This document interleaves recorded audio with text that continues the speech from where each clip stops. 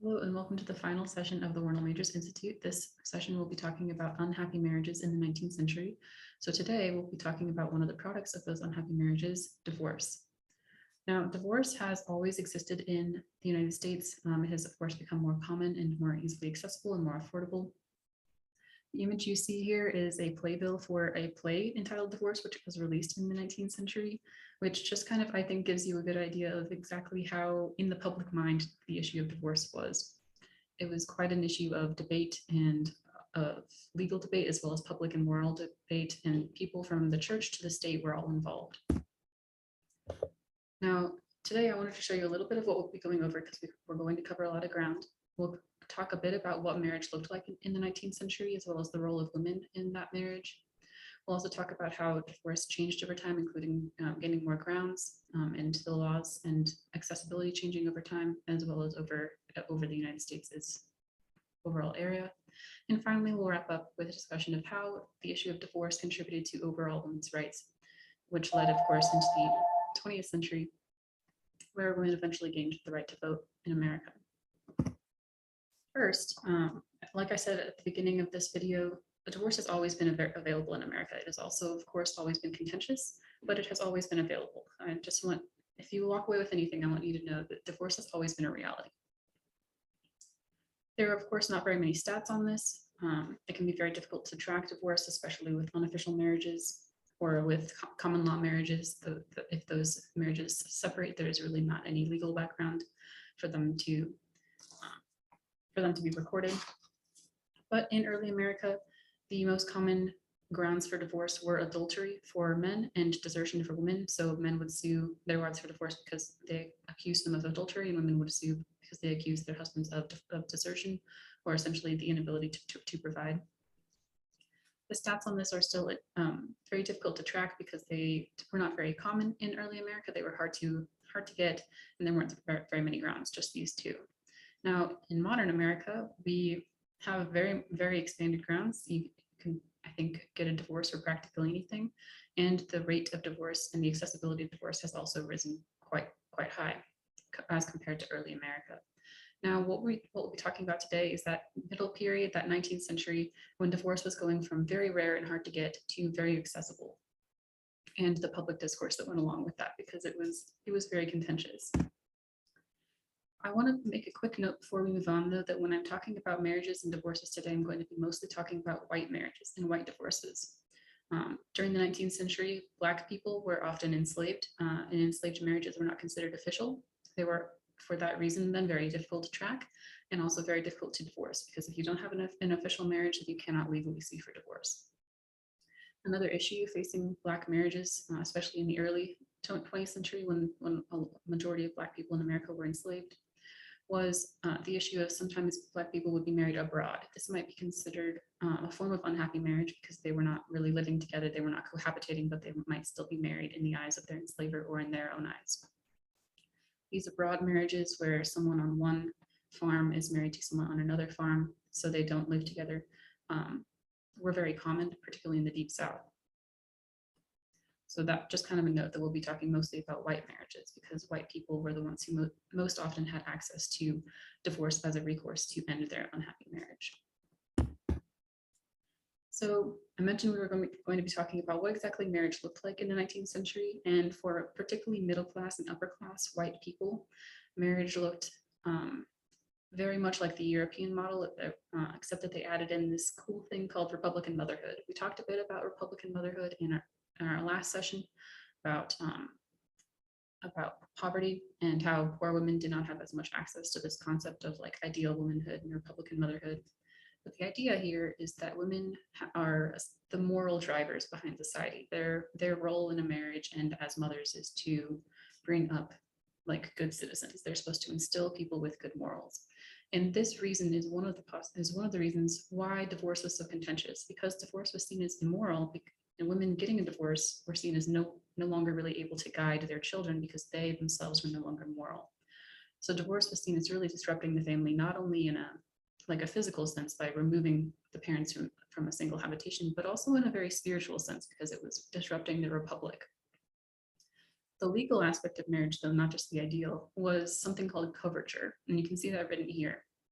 In coverture, the idea is that a woman upon her marriage is essentially all of her legal rights and all of her monetary rights are absorbed into her husband. So this is a system which I think, this is a system which legally makes a wife non-existent.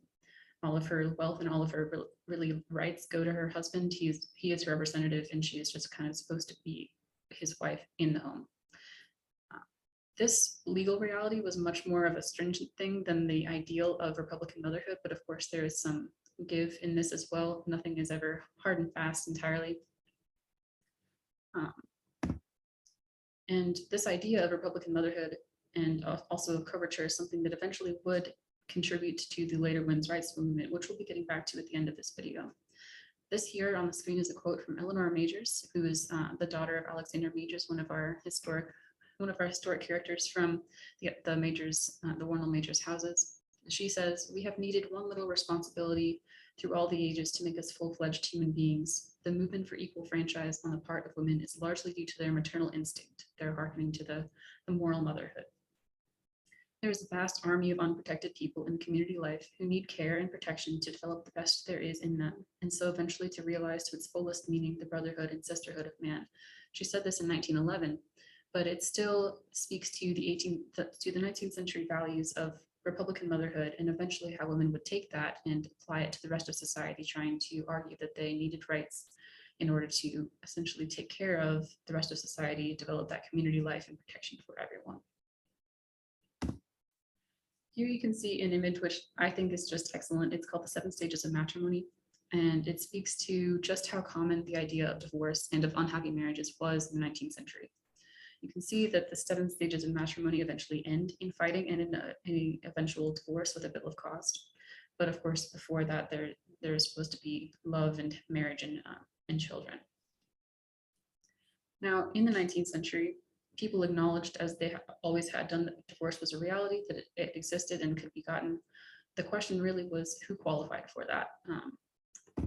And as you can see, divorce changed quite a bit over the 19th century. In Indiana, they passed an omnibus law in 1824, which made Indiana the most liberal state for divorce laws in the nation until 1873.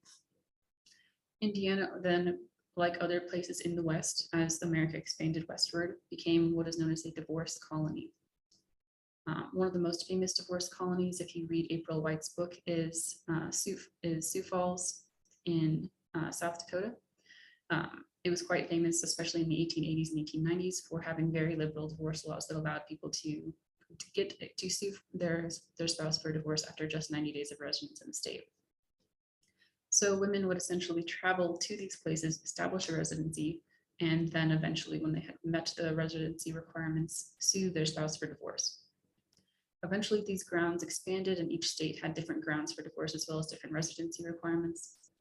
But all these issues of whether or not you could sue your spouse for divorce, how long it took, this is part of the expanding women's rights movement, which eventually would come to sort of a head in the Seneca Falls Convention in 1848. It eventually meant that married women's property laws were passed to help combat that issue of coverture, to allow married women to keep some of their property, to remain capable of having their legal rights and some monetary rights as well. And of course, that the grounds of divorce also expanded quite a bit. You can see here just a couple of those grounds for divorce. You can see many of these carry over from early America, so like abandonment and inability to provide, both sort of go with desertion, and adultery, of course, carries over from early America. But then the 19th century also added things like drunkenness. For example, in Kansas City, there was a woman named Nerissa V. Reese who was divorced. Her husband sued her for divorce, and he also put her in the St. Joseph Asylum. Because he accused her of defamation and of abuse. So abuse and cruelty were also added as grounds for divorce in some areas. But on the same day, also in Kansas City, another man was granted divorce because he accused his wife of being slovenly and of making dinner with unclean hands.